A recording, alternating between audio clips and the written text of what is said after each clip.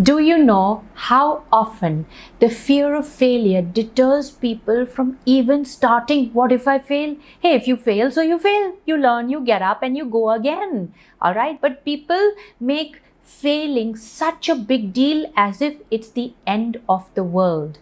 If by any measure I call myself a success today, I didn't come here strolling in the park. My God, I've been hit several times. A lot of times journalists interview me and they say, did you ever have any crisis? And did you ever have any obstacles and challenges? Well, plenty. What kind of question is that? Whoever goes anywhere without obstacles and challenges, take the train, take the bus, take the car to your work. How many obstacles and challenges you have on the way? Yeah, but you're used to it. It's a part of life. You do not get out of the house because there could be delays, there could be trouble, there could be accidents.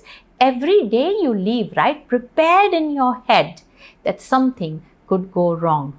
Let me tell you about my early days, when I became a motivational speaker, when I wanted to launch myself as a motivational speaker. Oh my God, I was so overconfident. I had had great success as a tuition teacher. I taught over 1900 students. Success also brings a degree of arrogance with it. I did it. I know how to do it. But what I'd forgotten was that was dealing with kids, and now this is dealing with adults who are double my size, who know more than me, who have lived more than me, and I'm going to teach them how to sort out their life. That's a big difference when you're teaching from a book and you're teaching about life. So anyways, I was overconfident. I took a swanky office. I got a PR company. I had a lot of money in savings, and I went out and I spent it all to start my new career. I was so confident I would make it. I was so confident the world was waiting for me. And Dr. Patel had done a very good job in 2 years in keying in my confidence and, enhancing my self-esteem and self-image, that I thought I was the king of the world, only to realize others didn't think that way about me. And in less than 6 months of launching my new career as a motivational speaker, I was flat broke. I had spent all my money. I had nothing. I had 1 or 2 contracts here and there, but they were not even sufficient to fill fuel in my car. And I didn't know what to do. I was in deep trouble. But you see, even if I quit then, I was still broke, right? The problem still persisted whether I quit or I continued. But worse than quitting was going back to the same people who had told me, don't do it, Priya, you are too young. You don't have the experience, and are they really going to listen to you? And blah, blah, first get a job, get experience, do something for your life, and then think of becoming a motivational speaker. And you know what? All those people, including my close family, were just waiting for me to fall and say, I told you so. And I did not want to give them the pleasure of saying, I told you so. So I understood one thing very clearly, that whether I quit now or I move on, I am still broke. Quitting doesn't help my condition. But if I continue to move on, maybe I could turn things around. I needed money for survival. So I came back to my office and said, I don't need these chairs. I don't need this table. I don't need anything. And after hand picking and buying them, I started to sell it all off. See, I didn't want to go asking people for money because I had taken such a big step and I had run into trouble big time. And I didn't want to show up saying, damn, I made a mistake. Help me now. I said, okay, I need financial help. I can still turn it around. So I began to sell everything in my office, which sustained me for 2 months. And then finally I said, okay, I can't afford my secretary either because I had no money to pay her. I let her go as well. I brought my expenses down to bare minimum. And did you know, I would make calls to clients on a fictitious name. I became my own secretary. So I would call a client and say, hello, my name is Jennifer and I'm calling from Priya Kumar's office. See, I still wanted to maintain that stature. I have a secretary. I have an office. I no longer invited people to my office. So I would call them and then I would talk about Miss Priya Kumar, how good she is, what a great job she's done, and she would like to meet you, and so on. And sometimes when I would go and meet the client, they'd say, you know what, your secretary sounds so much like you. And I would say, yeah, I've trained her very well. What to do? What do you know what is going on? And I really tried to give myself one more chance. You know what? When you fall in trouble, when you are hit, trust me, take my word, I will sign it and give it to you. You have the resources to still take a few steps forward.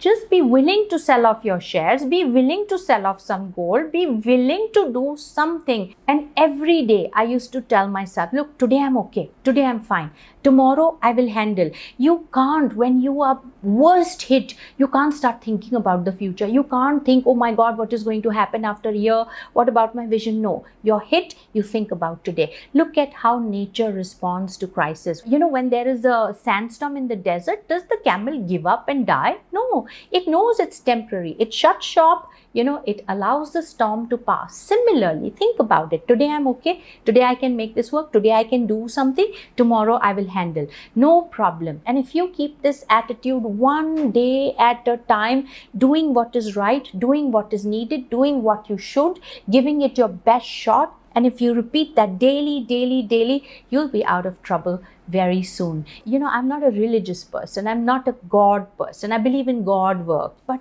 that time was so bad that I was like, do I have to go back and say, I failed? So for the first time in a long time, I sat by the seaside and I prayed to God and said, if you exist, help me. Help me today, because I have reached rock bottom. Okay. And as I said that, and I went back to my car, my phone rang, and there was a client who said, Priya, we would like to do a workshop with you, but our budget is very low. And I said, look, yeah, my general rates are 12,500 for a day, but I understand, you have budget issues. I'd be happy to do it in your budget, which was 8,500. I still kept that attitude. And the client said, okay, awesome. I'm just going to speak to my management and get back to you. And I was on my knees that God answers prayers. I was like elated. Thank you. And I'm going to do this often enough. And as I was driving back halfway, I get the call from the client saying, not this time, we will see about it later. So I was hit again. And I said, okay, I can survive today. I can look after tomorrow. Day after, I will find a way. And that's how I survived day after day. My brother had moved to the US that time. He was studying, and sometimes he would call and I'd say, Bhai, do you want money? And if he would say yes, I would send him some money. So now my brother called, and as usual, I asked him, Baba, do you want some money? And in my heart, I would pray, don't ask, but I still said, do you want some money? Can I help you? And he said, no, I'm okay and fine. Thank God he didn't ask. And you know what? None of my friends, none of my relatives, nobody from my family ever knew that I was going through that time. I found the resources, and that is the beauty about failing. Because you know what? When things start to go wrong and the stones start coming at your face, and if you fight it, if you survive it, if you find a way to defend yourself and to stop it, the greatest reward is that you can do it every single time. You will never be afraid of failing. You'll never be afraid to be hit, because you already hit rock bottom and you survived, and you realize, okay, I still made it when I didn't have the money. I still made it when I made the mistake on my own. Don't go like a headless chicken screaming about your problems and complaining. Allow yourself a chance. Did you know when your body gets hit, your internal healing system kicks in? Do you know how much it is helping you? Look at the food that you're eating. It's still serving you. It's still finding resources within itself to fight the poison that you're putting in. You have the resources. Open your eyes, look around, and you will find them in your vicinity. You will find them in your mind. You will find them right around you. And when you do and utilize them, and with the attitude of solving it, nothing can shake your confidence. Nothing whatsoever. And then one day, I got a call from Indo-American Society, and they said, "Oh, you've been teaching students. We read about you. We have a batch of students. Can you do personality development workshops for them?" They paid me such little money, and the work was so much. So I had to go Monday to Friday, half a day teach, and I was getting paid very, very little. And I said, okay, something is better than nothing. Okay, I get little money to survive, which is like not even breaking even with my life, but at least I'll get experience, at least I'll be doing the job. And I started with it. And I tell you, in 2 months flat, I was the highest paid speaker in Indo-American Society. Let me correct it. I was the youngest and the highest paid speaker. The kids would flood in. See, I had 9 years experience of dealing with kids. I knew it. And now I was inspiring them to do something with their life. And did you know what Indo-American Society started to do? They started to promote me for corporate workshops.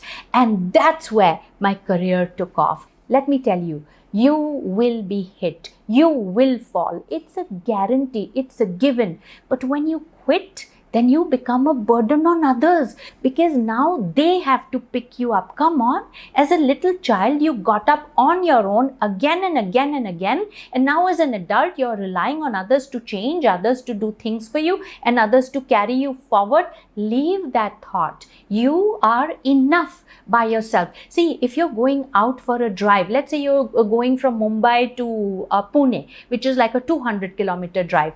And on the way, your car breaks down. What will you do? You'll abandon your car. "Oh, it's broken down, I quit." And you leave your car there and you start walking, or you hitch a ride to Pune. Is that what you will do?